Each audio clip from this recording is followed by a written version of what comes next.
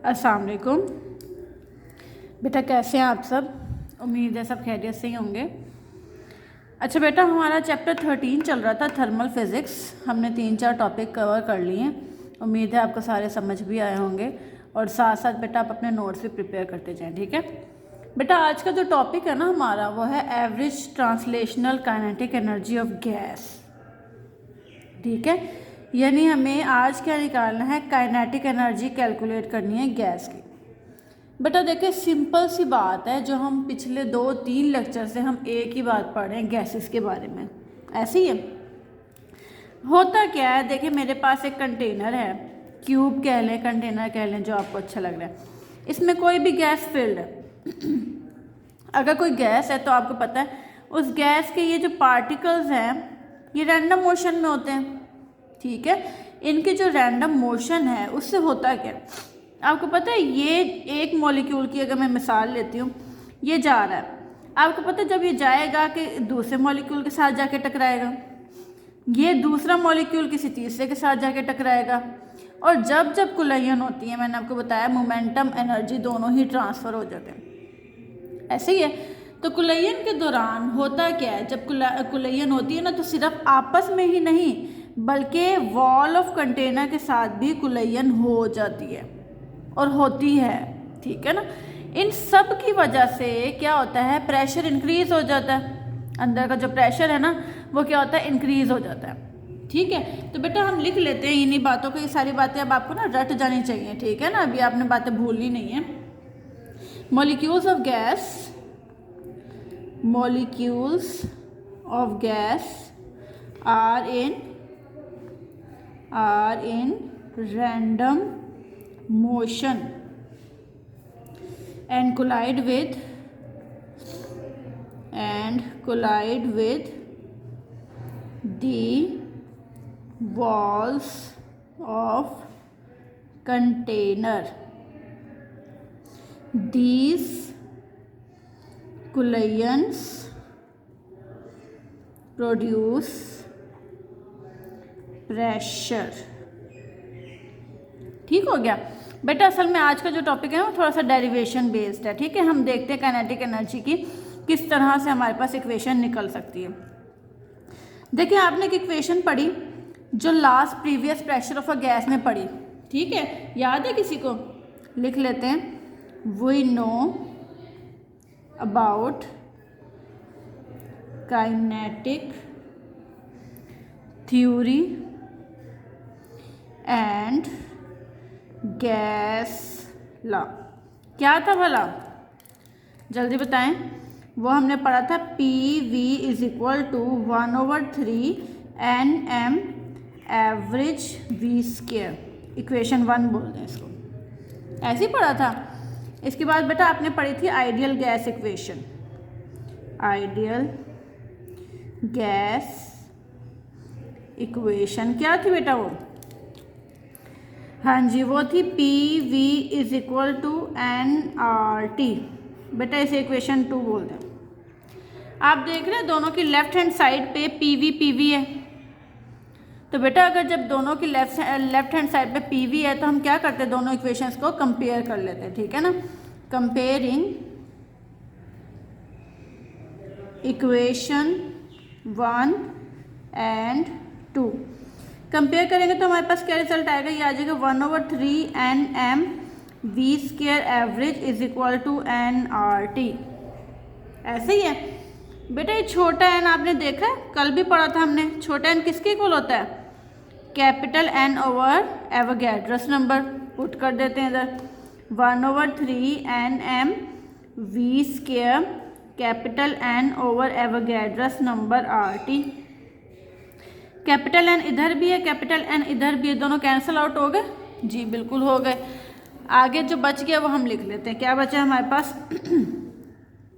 हमारे पास बचा है 1/3 M V स्क्वायर एवरेज, यहाँ बचा है RT ओवर एवोगैड्रस नंबर, ठीक हो गया बेटा। R/NA ये देखा नहीं लग रहा, ये भी तो कल हमने पढ़ा था, ये कांस्टेंट के इक्वल होता है, और कौन सा कांस्टेंट, बोल्ट्जमैन कांस्टेंट, ठीक है ना।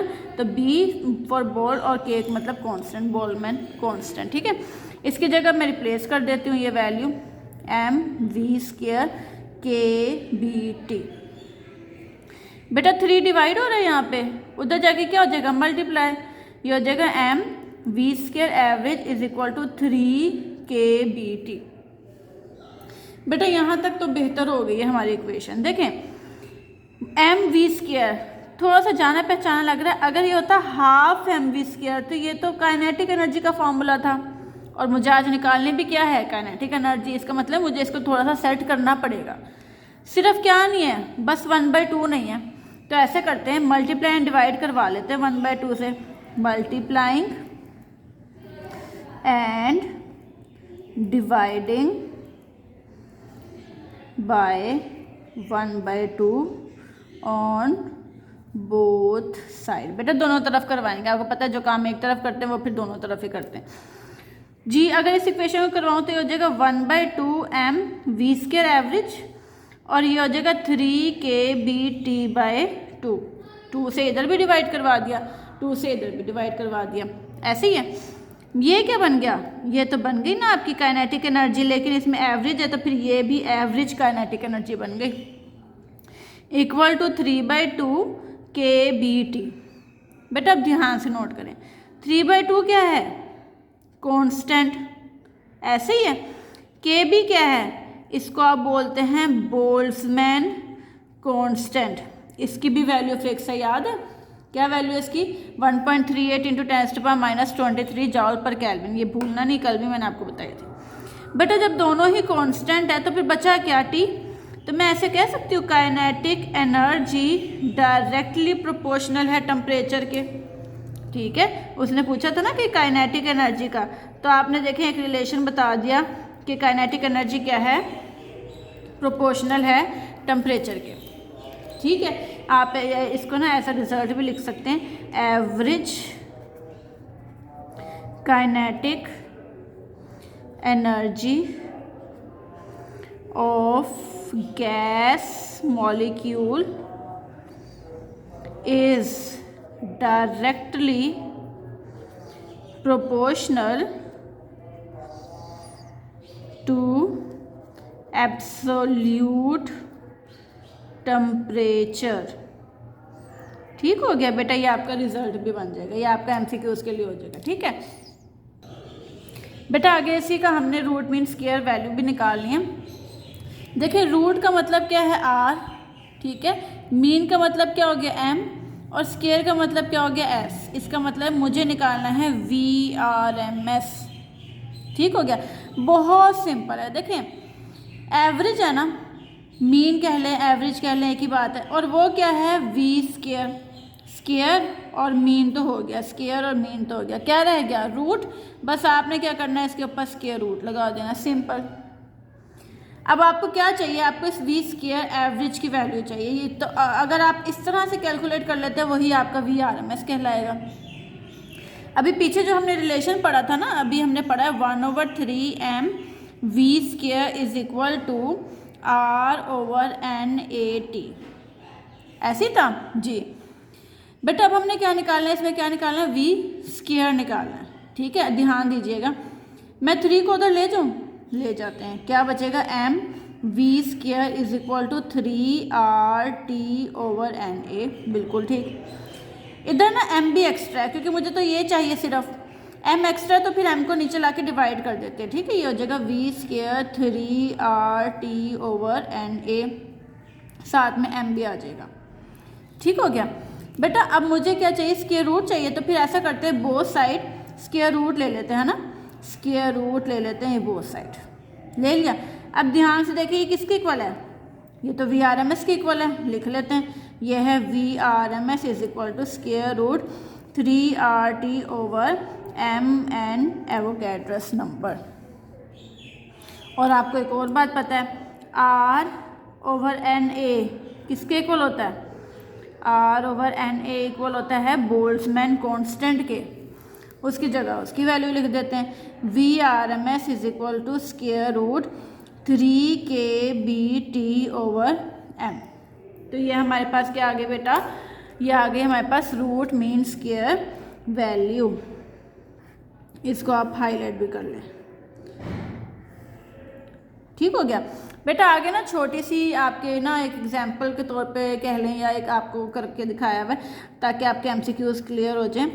आपने निकाली है translational kinetic energy at room temperature 300 kelvin, ये बड़ा के है बेटा। देखिए कितना सिंपल है, मैं आपको निकाल के दिखाती हूँ। देखिए हमारे पास रिलेशन है के बी टी, और आपको के बी की वैल्यू पता है कितनी होती है, 1.38 इंटू 10⁻⁻23 जाउल पर केल्विन।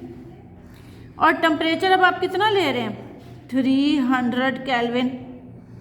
जी इनको मल्टीप्लाई समअप किया तो हमारे पास आया 4.14 इंटू 10⁻⁻21 जाउल। बेटा ये देख रहे हो ना आप, ठीक है।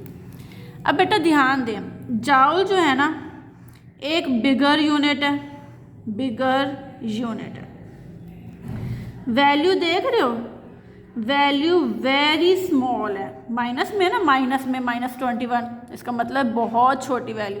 आप खुद बताएं, ये छोटी वैल्यू के साथ एक बड़ा यूनिट लिखना कोई बात सही है? नहीं, बैलेंस रखना चाहिए। अगर वैल्यू छोटी है तो फिर हमें यूनिट भी कोई छोटा ही यूज़ करना चाहिए। ठीक है, तो बेटा हम ना जाउल की बजाय अब यूज़ करेंगे इलेक्ट्रॉन वोल्ट, जो कि एक छोटा यूनिट है। ठीक हो गया।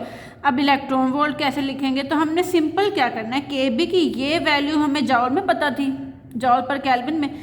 अब हमने के बी की वो वैल्यू याद करनी है जो इलेक्ट्रॉन वोल्ट में होगी, सिंपल। ठीक है, इलेक्ट्रॉन वोल्ट वाली वैल्यू मैं आपको लिखवा देती हूँ जी। इलेक्ट्रॉन वोल्ट वाली वैल्यू क्या है, k B is equal to 8.62 into 10⁻⁻5 electron volt पर केल्विन। यह आपने एज अ MCQs भी याद रखनी है। ठीक हो गया। चलें अब दोबारा कर लेते हैं। K B T is equal to 8.62 into 10⁻⁻5 electron volt पर केल्विन, और टी की वैल्यू क्या थी, 300 केल्विन। आपको पता है केल्विन केल्विन से गया, एक प्लस में है एक माइनस में, एक कैंसिल। जो वैल्यूज़ बच गई उनको मल्टीप्लाई करवा लें, आंसर आएगा 0.026 इलेक्ट्रॉन वोल्ट। ठीक हो गया। तो बेटा आपका स्मॉलर यूनिट में भी देखें मैंने आपको वैल्यू कैलकुलेट करना सिखा दिए, बिगर यूनिट में भी करके दिखा दिए, तो ये आपने अच्छे से कर लेना।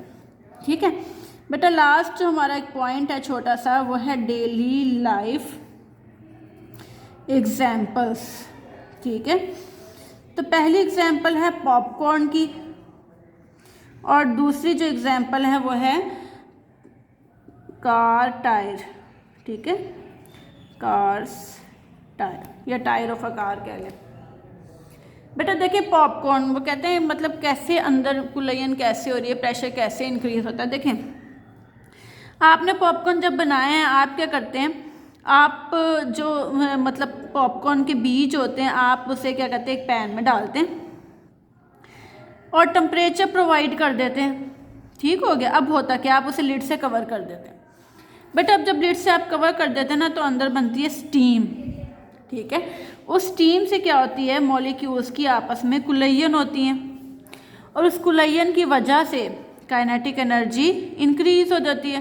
काइनेटिक एनर्जी इंक्रीज होती है तो आपने देखा एज अ रिज़ल्ट आप देखते हैं पॉपकॉर्न जो होता है ना, वो सॉलिड फॉर्म में आपको नज़र आना शुरू हो जाता है।